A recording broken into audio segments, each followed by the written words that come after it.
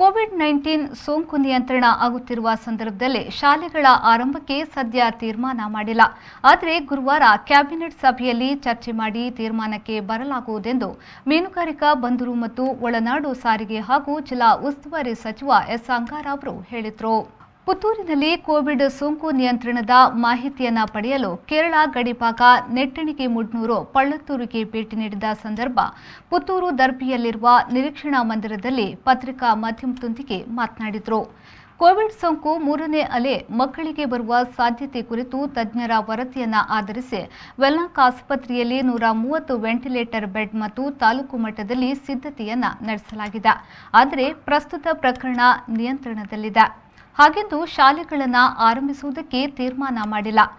ಗುರುವಾರ ಕ್ಯಾಬಿನೆಟ್ ಸಭೆಯಲ್ಲಿ ಈ ಕುರಿತು ತೀರ್ಮಾನ ಕೈಗೊಳ್ಳಲಾಗುವುದೆಂದು ಅವರು ಹೇಳಿದರು. ಈಗಾಗಲೇ ಮಾನ್ಯ ಮುಖ್ಯಮಂತ್ರಿಗಳು ಸ್ಪಷ್ಟವಾಗಿ ಆದೇಶವನ್ನು ಕೊಟ್ಟಿದ್ದಾರೆ. ಈ ಹಿಂದೆನೆ ಯಾವುದೇ ರೀತಿಯ ಸಮಸ್ಯೆಗಳಿದ್ದರೂ ಕೂಡ, ಉದಾಹರಣೆಗೆ ಲ್ಯಾಬ್ ಟೆಕ್ನಿಷಿಯನ್ ಇರ್ಬೋದು, ANM ಇರ್ಬೋದು,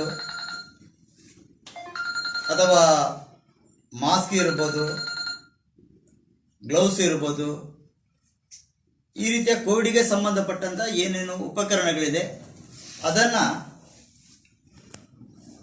ಅಲ್ಲಲ್ಲಿಯೇ ಪರ್ಚೇಸ್ ಮಾಡಿಕೊಳ್ಳಬೇಕು ಅನ್ನುವಂಥದ್ದು ಕೂಡ ಸ್ಪಷ್ಟವಾದ ಆದೇಶವನ್ನು ಕೊಟ್ಟಿದ್ದಾರೆ. ಎಲ್ಲಿ ಪ್ರಕರಣಗಳು ಜಾಸ್ತಿ ಇದೆ, ಪ್ರಕರಣಗಳು ಜಾಸ್ತಿ ಇರುವಂಥ ಭಾಗದಲ್ಲಿ ಯಾವ ರೀತಿಯಿಂದಾಗಿ ಹೆಚ್ಚು ಪ್ರಕರಣ ಆಗ್ತಿದೆ, ಈ ರೀತಿಯ ಮಾಹಿತಿಯನ್ನು ಕೂಡ ಪಡ್ಕೊಂಡಿದ್ದೇನೆ. ಅದಕ್ಕಾಗಿ ನಿನ್ನೆ ಉಜಿರೆಯಲ್ಲಿ ಬಂದಿರುವಂಥದ್ದು ಪ್ರಕರಣಗಳು ಜಾಸ್ತಿ ಇದೆ.